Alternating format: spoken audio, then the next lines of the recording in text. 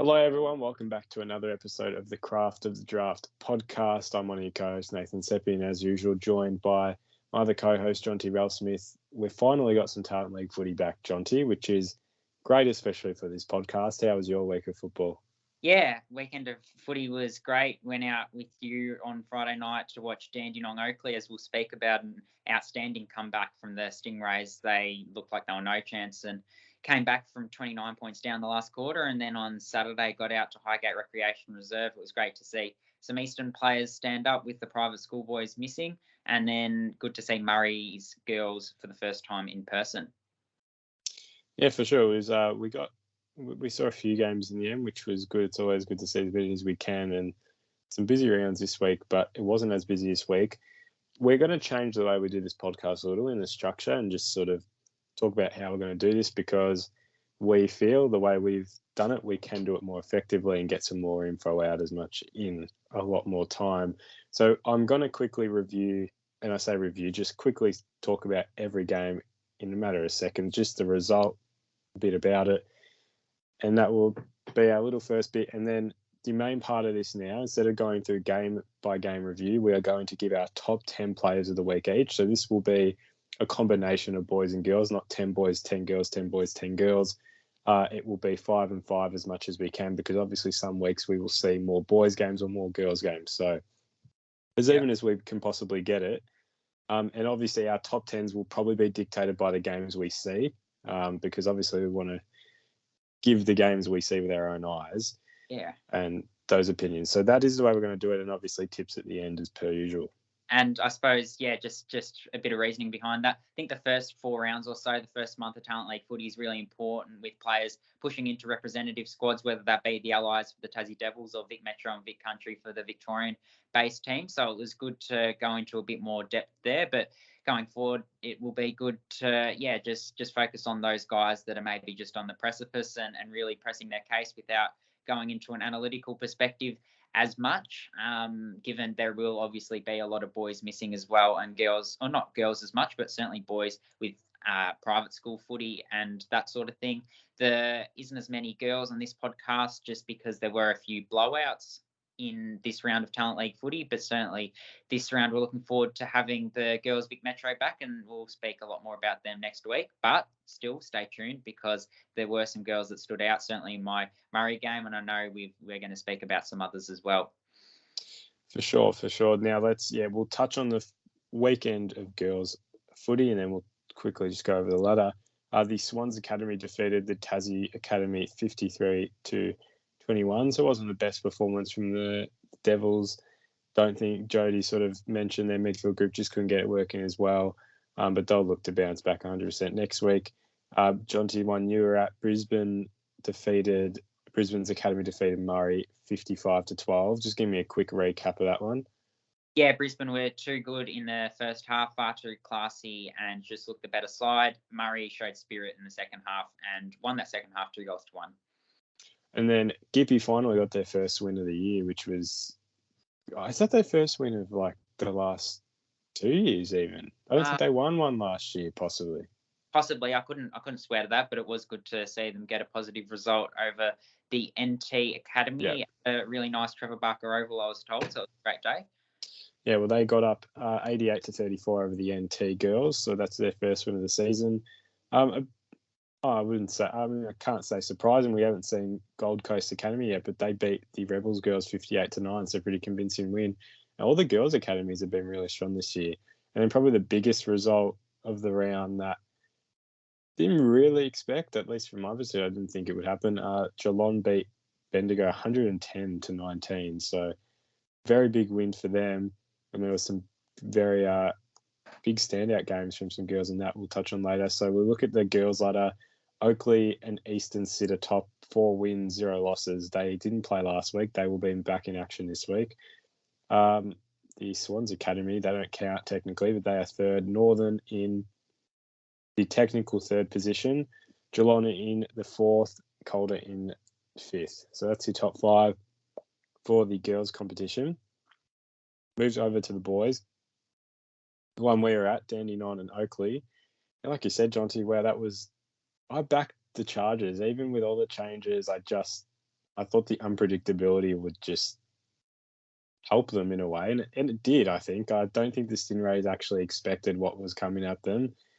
No. I can't believe they lost that Oakley, and not in a bad way. I just, like, everything was going right, and it really, the home crowd, Friday Night Lights, it just, the adrenaline kicked in for the Stingrays, and it was just bang, bang, bang. And a real shame. And a note to make about that game was I watched it back.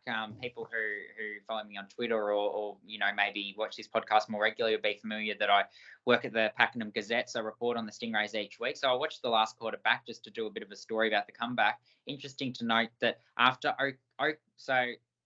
Oakley's inside 50s all came in the first 8 minutes, and Dandenong did not have an inside 50 up to that point. And once Dandenong got their first inside 50, Oakley did not record another inside 50 for the game. So it was a quarter of two halves that last quarter. And I suppose you could say Dandenong only really dictated terms for half a quarter, but that was enough for such a classy outfit.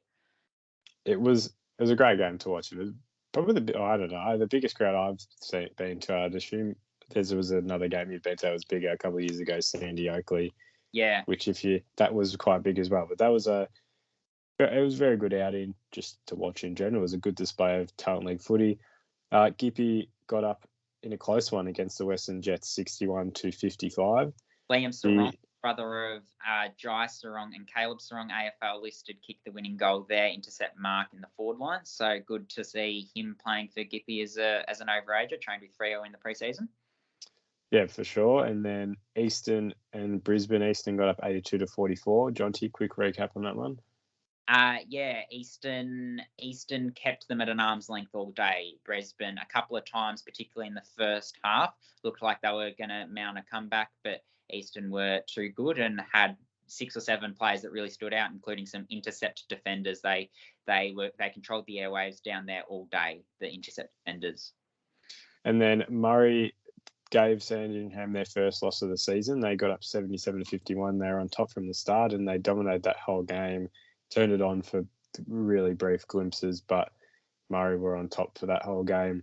Tassie travelled over to Sydney and got the win, 114-80. Pretty high-scoring game. And then I watched this one, Bendigo and Geelong. Geelong got up 70-58. It was pretty even. Geelong were ahead, the whole game, really. They just had that 3-4 goal gap at all times, and Bendigo tried to mount a comeback at times, but Geelong were just more clinical, really, because I don't think it was either team's best game by any means, but Geelong were more clinical when it mattered and held on, had that healthy lead and got up. The Rebels went down to Gold Coast Academy 71-54. I think Jed Walters kicked 6 in that, so we don't talk too much about the interstate academies, but that was a big performance from him. So that rounds out the boys, and the ladder for that. Tassie sit on top now with 5 wins, 1 loss. They are a game ahead. So that ladder will change next week. Geelong in second. Sandy also follow them with 4 wins, 1 loss. Calder, Bendigo, Eastern sit behind them. So very tight boys like that to actually start the season. So it's always fun keeping track of that. But that is the recap. We will get to our tips at the end of this podcast for the next round of footy, which is a very, very big round in terms of games played. So now let's get to our top 10 each. Yep. Like we said, some weeks will be dictated on the games we see because it will be the ones we have the most info on. So we're going to start. They're working the phones though as well on when there is big performances. We'll be finding out about them. So yes, it is not all on the games we've seen, but obviously, there will at times be more players from the games we've seen. So we'll start chronologically with Dandy and Oakley that we were at.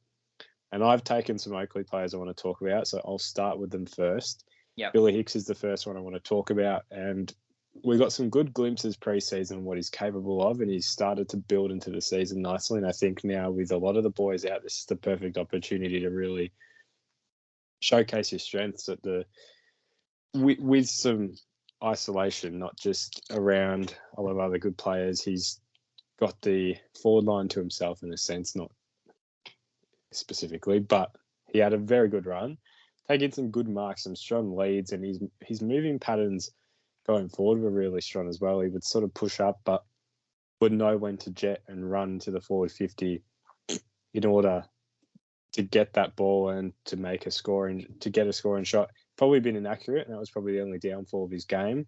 Yeah. Had kicked one too, and if he was kicking 3-0, he would definitely be best on ground or very close to, and that was probably the only thing that let him down. 5 tackles, so his forward pressure is really strong as well, and that was something that really got Oakley ahead by a lot. They kept it and locked it in there and put a lot of pressure on Dandenong's defensive lines, which was a very strong defensive line for Dandenong. So it was a very strong game from Billy, and it's one he'll probably take a lot of confidence from as well. There was a lot of good aspects of his game that can be definitely improved on still, and he's sort of sitting at that 70-75% mark in terms of his ultimate capabilities. So looking forward to seeing how that progresses for Billy. Yeah. Kobe Askew is the second one.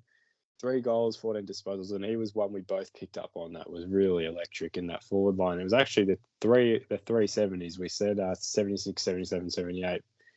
That were all very good, but Kobe was probably the standout of all of them. Just really electric inside forward 50, was creating pressure with his run.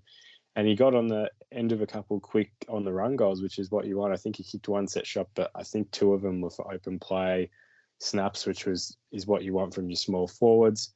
One of those goals, a goal. I think he kicked a goal, and saying he kicked a couple of others, but one of those goals was what looked like was going to be the match winner, first minute of the last quarter, where he got a free kick, 30 out directly in front.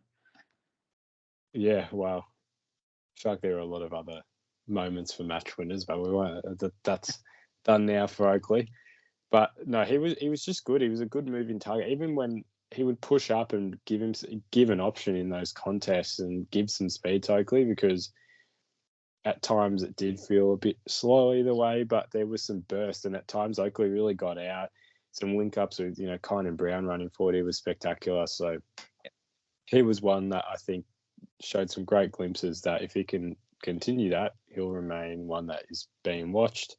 So he was really good. And the last one I want to talk about from Oakley, Luke Quaynor, the brother of Isaac Quaynor from Collingwood, and he's a bit of a fan favourite at Collingwood. You would know, especially Jonty. Yep. So I'm sure Collingwood fans would be happy to hear he's got a brother. Not that he'll end up at Collingwood, but it's always good to hear there's another one to come. 10 touches, 3 rebound 50s, and while the stats probably don't reflect that he would have had a good game, it was his kicking that was really standing out. His defensive exits were really strong, knowing where, his ability to place the right kick, and I think that's really important. Kicking, it's a fundamental, but it can go so wrong. It can just be that, sort of kick it. What am I trying to say? That long range exit to get out of 50, but he would measure him really well and create a chain, start something rather than just sort of bombing, contest, stoppage, and you reset. He was measuring them really well, and it's a very good skill, and it is enough to make him stand out really well each week. I didn't really see any negatives with his game, and probably because he didn't get his hands on the ball, but in terms of his understanding of strategy out of defensive 50, really impressive. So those were my 3 Oakley players in my top 10 for the weekend. And we'll move to the Dandenong side, which you've got, Jonty. Yeah, and worth mentioning that we're still going to be with these players going to, I suppose, divert away from your games. So Cooper Simpson, for example, played a very good game, but he's obviously in the AFL Academy, and we're going to hear plenty about him. But from a Dandenong perspective, those that don't get as much attention, but I think one who is going to start to garner that attention is Cade Delaru. His cousin Taj made his debut on the night, but Cade's strength and ability to break tackles, when players looked like they were going to get a hand on him, he'd just shrug them off either with his hands or just burst through. Was really impressive. It was almost like as if he had some sort of gel on his jersey, the way that tackles just didn't seem to stick to him. So it was a good performance from him. We know he can play off half forward. He can go into the middle. He kicked a goal on the night, and his work rate to get from contest to contest was excellent. His disposal as well was really impressive. I really liked his game, and he was probably as impressive as anyone I saw this round. Was Delaru. So he continues to go from strength to strength this season.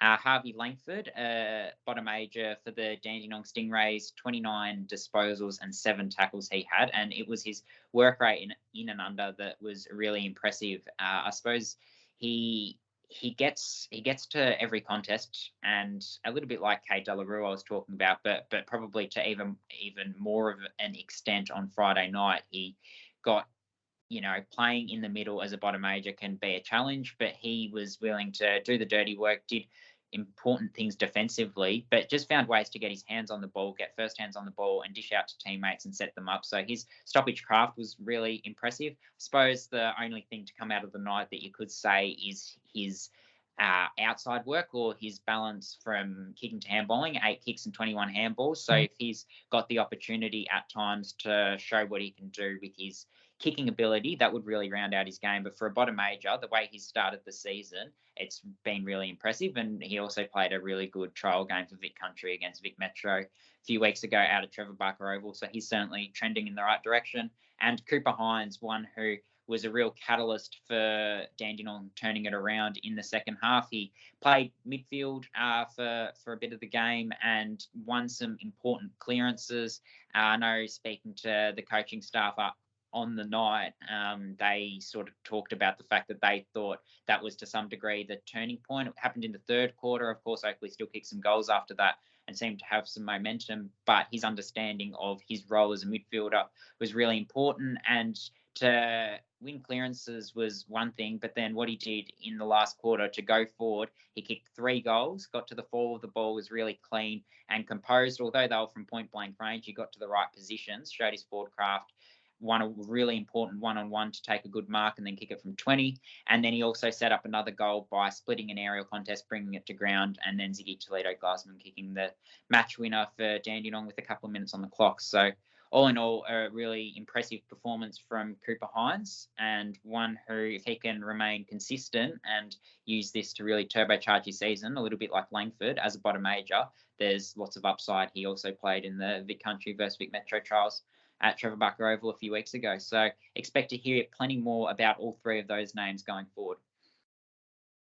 Definitely, for sure. Now I'm going to move to the Bendigo Geelong boys game I saw and talk a bit about them, and then Luke and Ju, I think we'll sort of talk about the Eastern game you saw. But out of that game, Ollie Poole for Bendigo, definitely best for Bendigo in my eyes. I thought his ability to hit a leading target was really good. It was very composed, and he was, even though he's very agile and very quick through the middle, still knows how to compose himself, find a leading target, doesn't do that sort of manic bombing into the forward 50. He was really good and got forward as well. At the time, sort of rotated, I would say, a good 50-50 split of midfield and forward time. And when he was in the forward, he was creating the contest, bringing the ball to ground, kicked a really good dribble goal as well. I think in the first half, that was really impressive.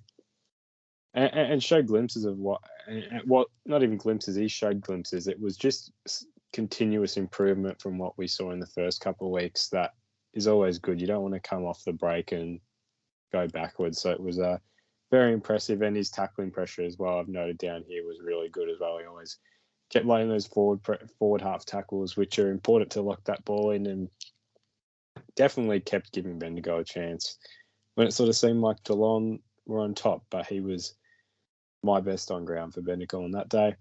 Angus Hastie is the next one from the Geelong Falcons. That makes it into my top 10. By far the best defender on the day, and it wasn't actually his defending, it was his rebounding out of the defensive 50 that was extremely impressive. 10 on the day and 33 touches to add to that. That is, I think, the top leading disposal getter on the ground. 3 inside 50s.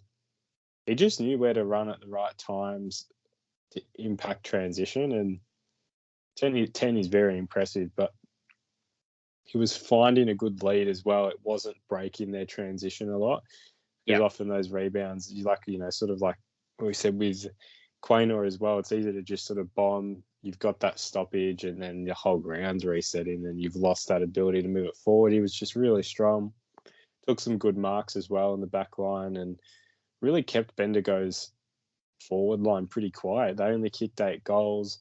I mean, it was a low-scoring game in general, but it really felt like Bendigo had to work for their goals compared to Geelong, who probably got some easier goals that Bendigo wouldn't have been as happy with. So it was very impressive.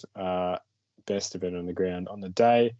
And then the next one, and look, probably not as much of a under the radar prospect, but Zach McGuinness was very impressive, and I thought it's still worth giving him a mention the way he played. And it was one of those low possession but high impact games, 3 goals, 3 tackles, and even worked himself into the ruck at times and had 7 hitouts. Very strong hands, good leads. But probably the biggest point out of it that I had taken away was his set shot range. He's got very good set shot range, and often you'll see, like with tall forwards, it's you sort of risk giving away too much power, but the accuracy goes out the door. He was balancing it really well, which is very impressive. You always want to call a tall key forward that can kick over. Like the last one I think of is like a Travis Cloak that could kick really, really far and really accurately. He was doing that very well. So that's my sort of wrap and top 3 from that game. Yes, and well summed up. And yeah, I guess another player to move on to the Eastern game who had a high impact low possession game was Braden LaPlanche, and it's good to see him playing good footy. The Eastern Rangers co-skipper, he was out at Highgate against the Brisbane Lions Academy. His first half in particular was really impressive. So coming off a finger injury, played some footy for his school in the ACC competition during the community break, but did have a finger injury which he was carrying in the first part of the season. He finished with 10 disposals, 3 goals, 2 and 5 marks. And like McInnes, he competed in some ruck contests inside 50s. So as well as that, he also shepherded a ball through, so some important body work on the line, which allowed or in the goal square, which allowed a ball to bounce through when it really should have been touched. So his physicality, his strength one-on-one were both features of the day. Probably should have finished with 5. I think all his set shots were gettable. So that's maybe the only thing from the day is he could have probably converted all of his set shots, but his strength was really impressive, and he showed why he was one that was in the Vic Metro hub in the pre-season. And I suppose from here, the next step will be to back it up and show that he can do it week in, week out, and it wasn't just a flash in the pan performance. Could he get a little bit more of the footy and become a sort of 16 or 17 disposal player? That's another thing that'll be a watch, but certainly when he gets it, he does impact, and he was moved further up the ground late in the game. So good impact, and good game overall from Braden LaPlanche.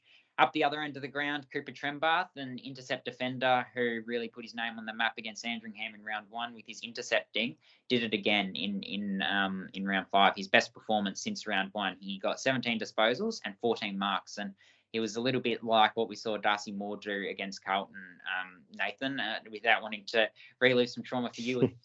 But 14 marks, and certainly 8 or 9 of them at a minimum would have been intercepts. They just kicked it down his throat all day. Josh Tovey and Riley White both also intercepted really well, but he was certainly the standout. And although he's only 192 centimetres and some might question his height, he certainly plays taller than that with his positioning and body work and his ability to read the drop zone. So it was a strong performance from him and very clean. I guess the only thing was there were probably a few exits out of D50 that he'd like back from a ball use perspective, but his overhead ability he put on show once again. And Caleb Windsor, another one of those players who was in the Vic Metro camp in pre-season, and the brother of Kai Windsor, who was part of Vic Metro last year, finished with 31 disposals, including 21 kicks and also 5 tackles. And he tackles really hard as well. That's something that's noteworthy, but more noteworthy about his game is his running and his work rate to get out into space and create an option for his teammates to get a couple of possessions in a chain, and finding a little bit of form. I think he did under perhaps you could say a little bit of pressure with some Sandringham wingers and some others performing well in the early part of the season. I've been a fan of Hugo Garcia. I think he can play on a wing as well, but he probably needed to show what he could do after a quietish first month, and he certainly showed that on Saturday. So good to see him rack up the footy. The next step for him would probably be just to use it a little bit better and be a bit more composed with it. But finding the footy as much as he did really spoke to his work rate, and it was a impressive performance for everyone who watched, I think. Yeah, well, that's probably the wrap up of our boys' games, if I'm not mistaken. I think we've gone through. Go from the Western Gippy game. But yeah, I think then it goes into the girls, and perhaps I'll start with the girls. I'll just touch on a Murray Bushranger who I watched as well out at Highgate, the second part of that double header against the Brisbane Lions Academy. Emma Suckling, the cousin of Matthew Suckling, who obviously former AFL player, won a lot of the footy, particularly in the first half. I thought what she did to get into the right position, she was calm, she was classy, she was good in and under. And against the Tide, really, in the first quarter, where Brisbane completely outclassed Murray, and it was a difficult day. And we know they have their struggles, Murray, but she never stopped fighting. She finished with 21 touches and certainly cracks in hard, and an equal team high 6 tackles as well. Also worth giving a shout out to Destiny Dodd, who got 2 goals and 12 disposals, and I thought she was one who helped turn the tide a little bit for Murray and played with real spirit in the second half. For sure. I'll touch on Jasmine Thompson for the Tassie Devils. Yep. 15.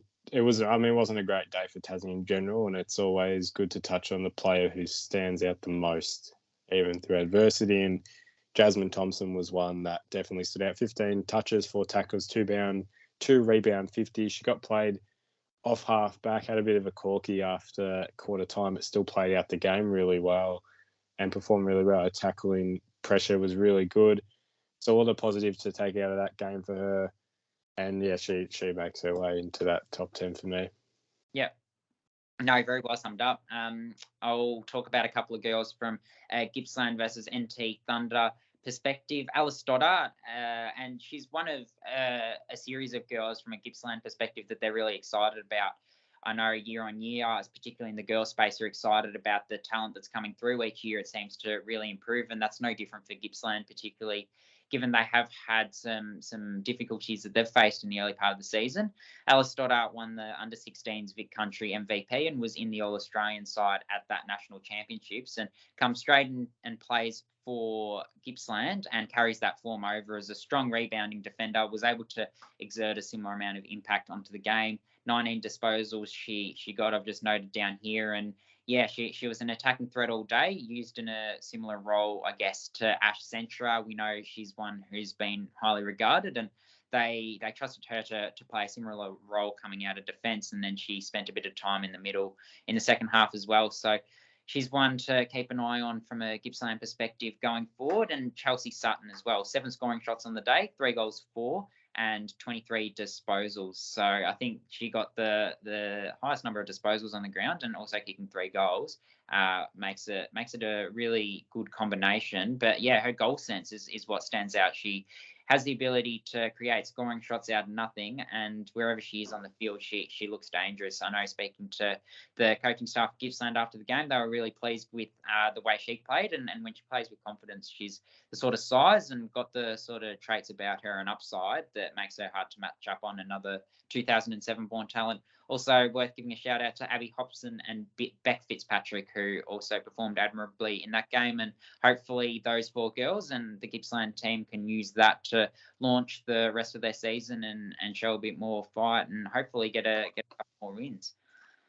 Yeah, definitely, for sure. It would be good to see Gippsland hopefully get a few more wins on the board, which I'm sure they will. I hope they're going to build on that for sure.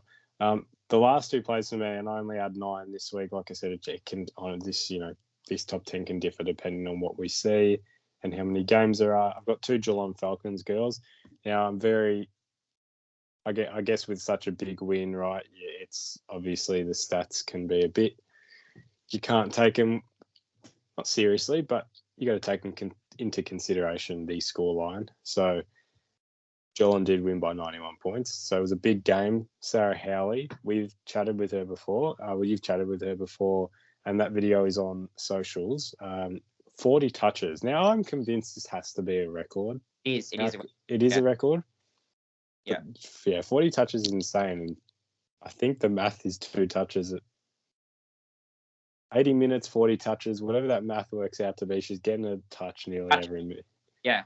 Touch every 2 minutes. So that's outstanding. 6 marks, 11 inside 50s, and 4 rebound 50s. Just, well, I mean, that's two-way running at its finest. That is very impressive. And there's not really much, there's not much to add. And like you say, you got to take the scoreline into consideration. I'm guessing she had a pretty easy-ish day, which is surprising because Bendigo has some strong midfielders there that weren't able to shut her down necessarily. I suppose the thing with her, though, that we know, having watched her a little bit and haven't seen her stand out as much as she has, is with the inability to tag players, I guess, in the Talent League, and her ability to get hands on the ball first off the ruck's hands and her strong stoppage craft, it makes it really hard for any midfield to stop her, regardless of the star power. And then the other pretty noticeable performance on that day for the Falcons was Chantel Mason. She kicked 7 goals and had 23 touches. Again, 7 would have to be up there with one of the best performances. I think Alicia Pisano kicked 6. Yeah, kicked 6, yeah. Not long ago. Yeah. So 7 is up there. We're going to keep tabs on her and see how she performs in the next couple of weeks, but a very strong performance. Can't ask for much more. And a lot of them were from open goals, I think. Only 2 or 3 were set shots. So doing it on the ground as well with the open free ball, and then with their set shots as well, converting with 7-2, so very accurate as well. So very strong from Chantel, and that rounds out my top 10. I think you've got two more. Two more. So Huskadua from the Western Jets is one.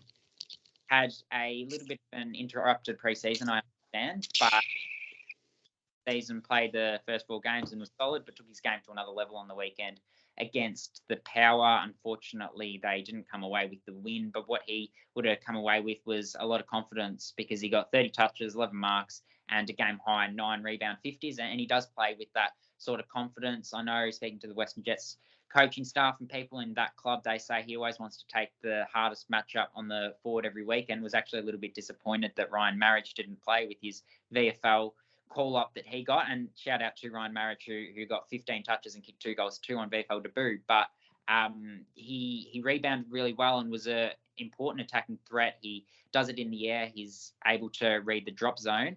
And I suppose it'll be interesting to see if he can back it up when he does play on some better forwards, if he's able to be defensively accountable and then remain as much of an attacking threat as he has shown. So shout out to him, and a shout out to the Newport Footy Club, which is his junior club. So, a great performance from him.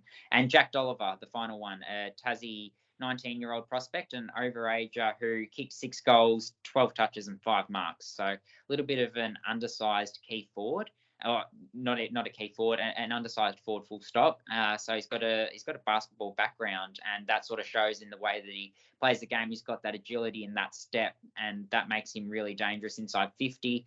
I understand he tested really well in the 20-meter sprint, and he makes good decisions. But yeah, it's his goal sense, which is his one wood, and I know that that's what really excites some people down in the Apple Isle, and to bring it all together on the weekend was really impressive. I know he's kicked some bags in the first month of the season, but he took it up a notch, kicked 6-1, and showed his good overhead for his size, and he was able to kick some on the ground as well. So a good performance from him, and one to keep an eye on for sure. Also worth mentioning Colby McKercher, 32-2, good numbers from him, and Jack Callanan, who plays that similar role to Jack Dolliver, kicked 2 goals too as well. We know they're both highly regarded prospects from down south. Well, that rounds out both our top 10s. So only means one thing. Let's move into our tips for round 8 of the girls and boys competition. So we start with the girls' tips. Yeah. Northern and Oakley. This one is at PCO, Preston City Oval. Yep. Haven't seen Northern or Oakley since the breaks come back. Excited to see this one. I'll be down at this one. I'm going to back Oakley's girls, keep getting it done in very strong form that they will bring in from the first couple of weeks. They're both really skilled sides. Yeah, this one's one that can go either way, and I'm really high on prospects from both, but I'll agree, and I'll say that the Chargers will get it done in a close one. And then Gippsland and Calder, that is be tough now that Gippsland have come off a good win, but I'd say Calder need to bounce back after their poor end to the first 4 weeks. Yeah, I'll agree. I think Calder's just got too much top end talent and depth for Gippsland. And then Sandy travelled to Brisbane looking for their first win of the season still. Brisbane showed an impressive display against Murray, but I think Sandy will be very, very desperate for that first win, and they will play with that real will to win. So I'm going to back Sandy to get it done on the road.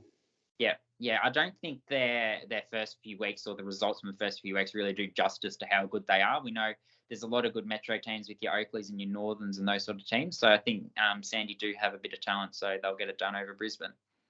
Bendigo and Northern at Craigieburn.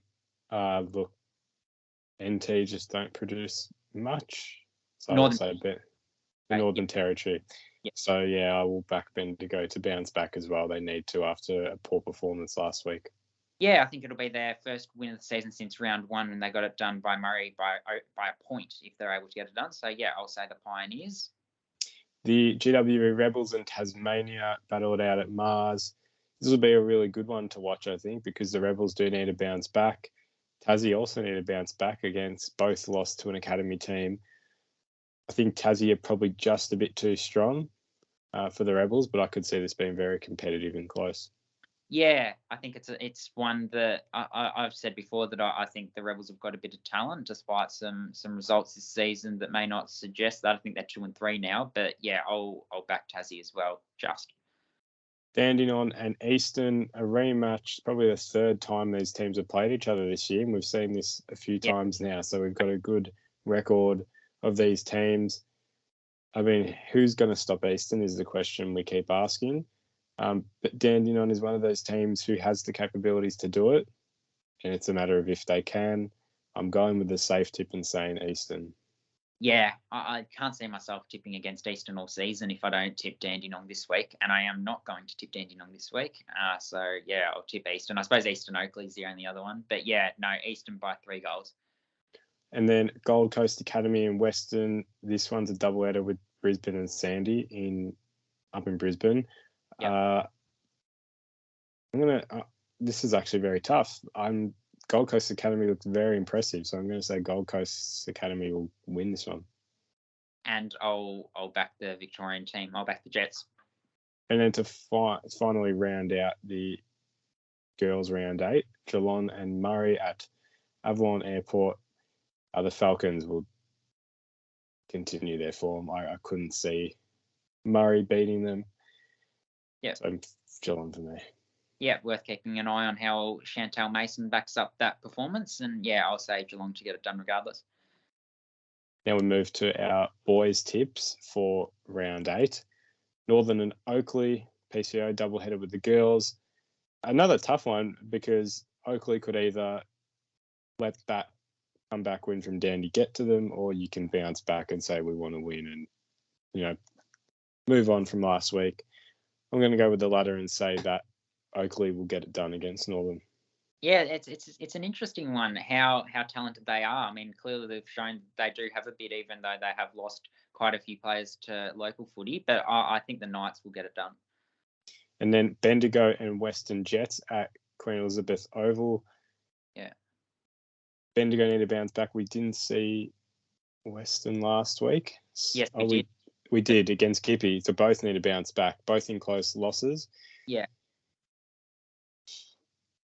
Tough for Western, 2 weeks on the road. I think Bendigo will win this one.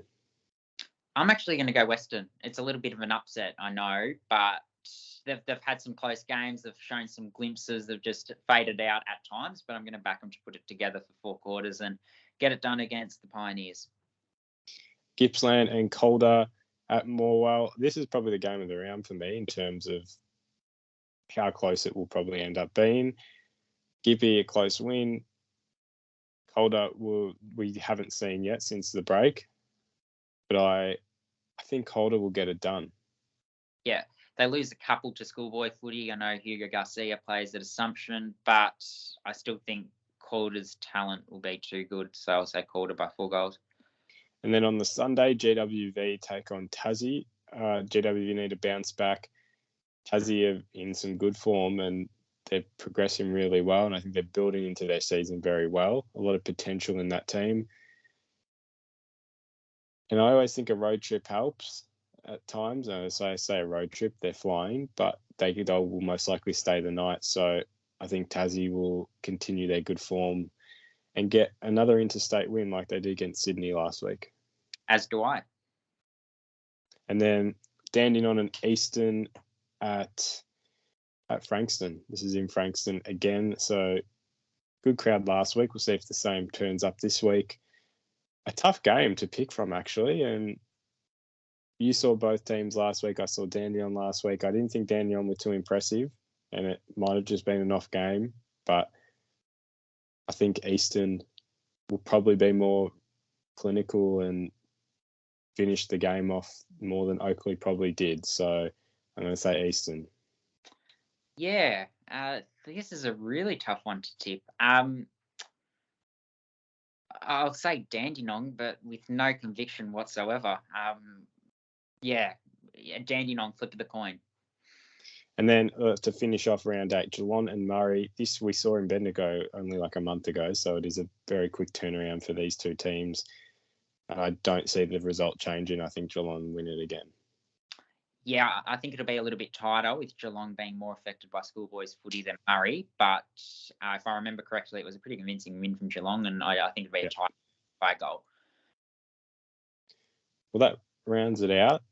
We need to still get quicker with our tips. We've lost our rhythm with our tips. I feel like we would just now we've like lost which teams are strong and it's hard. Which aren't. It is hard with school footy, yeah. So we've lost it a bit. We'll get it back eventually. Those ones at least we can clip. We kept a bit shorter this time. But thank you everyone for joining. Let us know if you can be bothered. If you've listened to the end, leave us a comment. We'd love to know what you thought about this new structure, because we will continue it if it received some good feedback. I guess if we hear nothing, we're still going to continue. But let us know. We appreciate you listening. We'll be back for another week, a bigger week, as you just heard with the tips. A massive week of football. We'll be at some games as per usual. And until then, we will catch you in the next episode.